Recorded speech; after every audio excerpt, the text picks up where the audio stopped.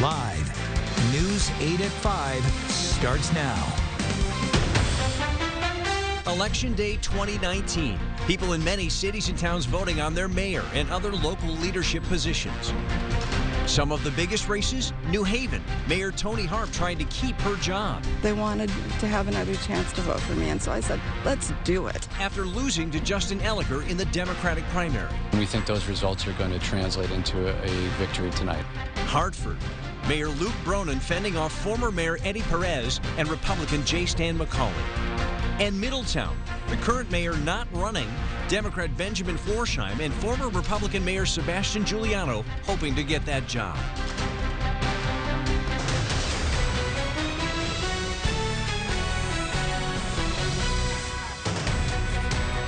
We have live team coverage of all of those races tonight, plus our eye on dozens more. And we begin with News 8, Shayna Ferreira, live in New Haven. Shayna.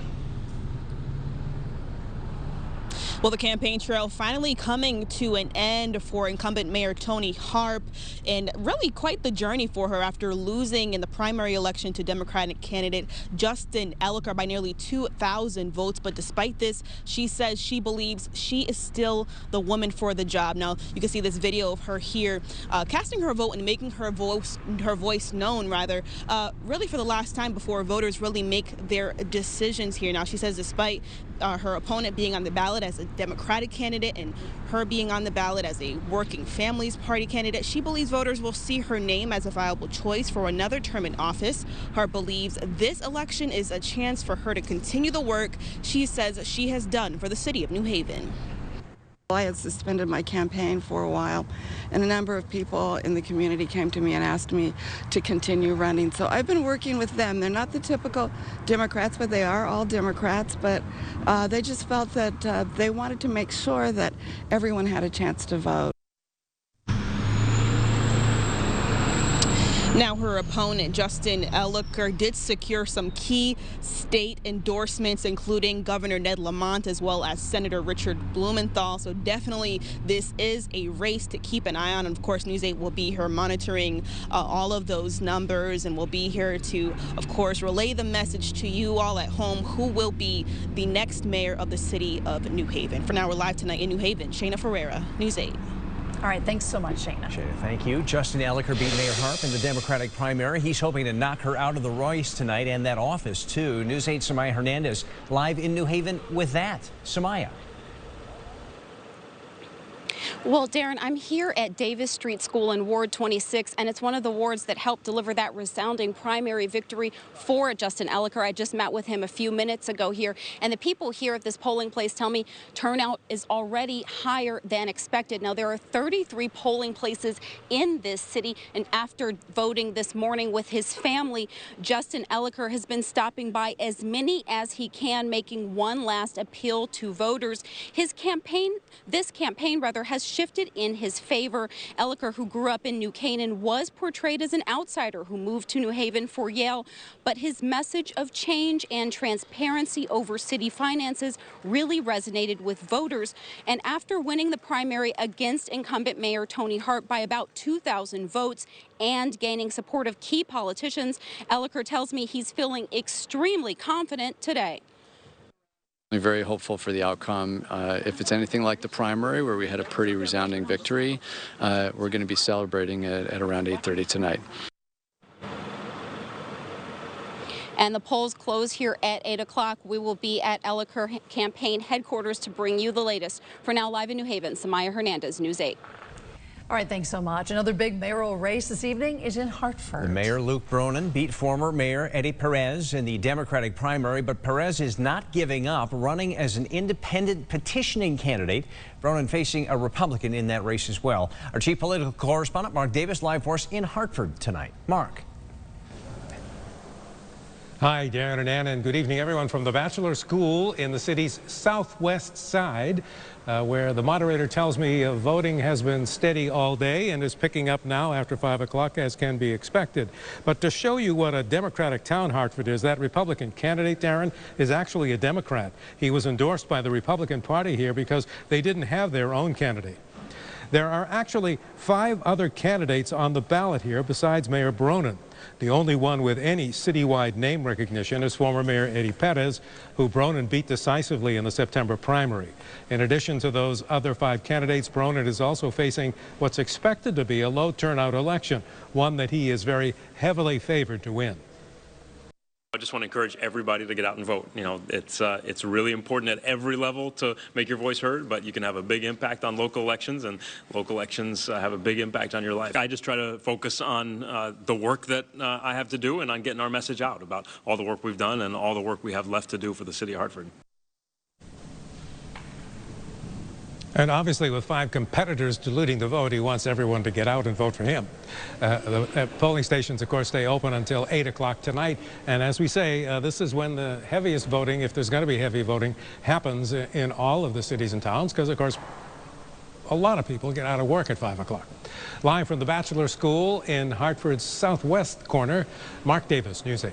Mark, thank you. Middletown guaranteed to have a new mayor after tonight. The current mayor is not running.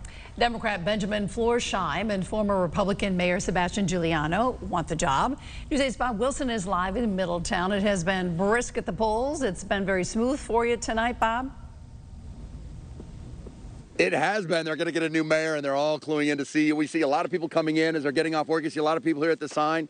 As Sebastian Giuliano has been here. He has been campaigning. He was mayor in 2005 to 2011. He lost to Dan Drew. Meanwhile, the young fresh blood on the block, Benjamin Florsheim, 27 years old, also making his first run in the hat. So you've kind of got establishment versus the new blood. It's interesting to see how it's going to work out. Both saying they've been on the campaign trail, working the grassroots level.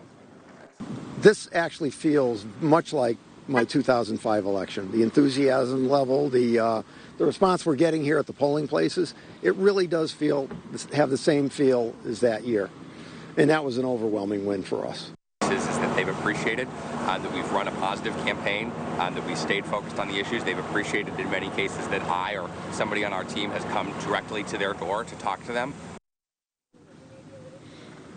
And they're continuing the campaign here. They say both at 8 o'clock will be in their respective corners, waiting to watch the results come in. Watch them here on News 8 and WTNH.com. I'm Bob Wilson reporting live in Middletown, News 8. All right, Bob, thank you. If you have not voted yet, you have until 8 o'clock to do it tonight. If you're in line at 8, stay there. You will still be able to vote.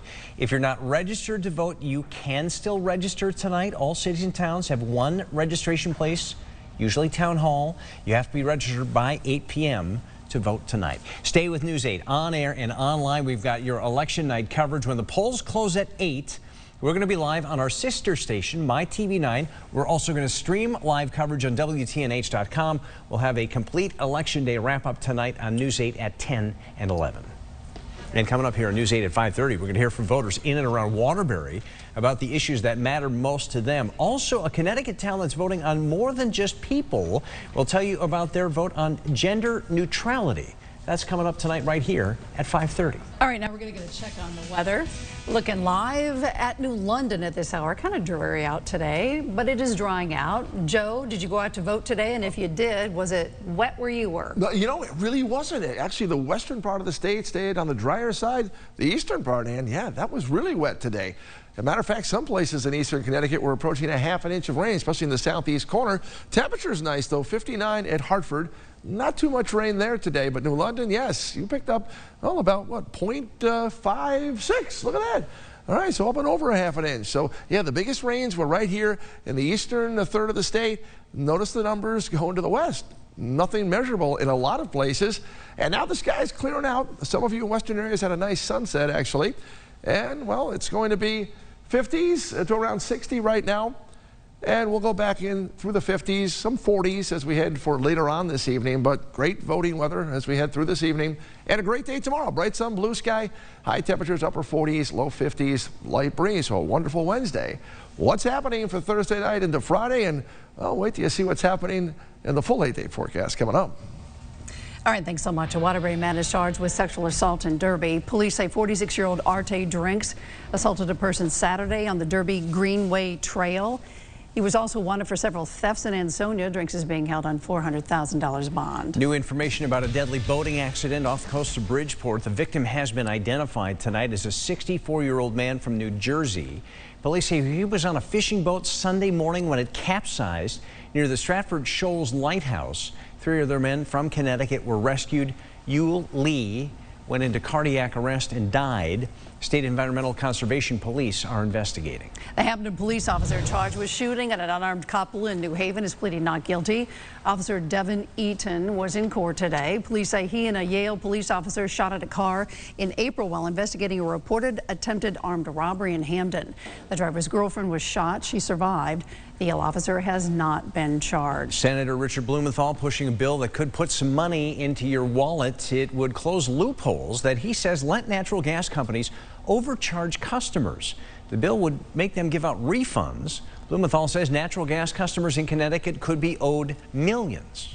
If you use natural gas, you are being overcharged, and you have no recourse unless this legislation is passed. That's why I'll fight for it, and the pipelines will be held accountable to make refunds and rebates for past overcharging, literally millions of dollars out of consumers' pockets in Connecticut. He claims those pipelines have been overcharging local customers for decades. Coming up next, more transcripts have been released in the impeachment inquiry, and one of them contradicts the president. We'll have that. Also, environmentalists fighting back against President Trump's rollback of new energy-efficient light bulb laws. And a warning in New Haven, if you blow your leaves into the road, you could wind up with a ticket.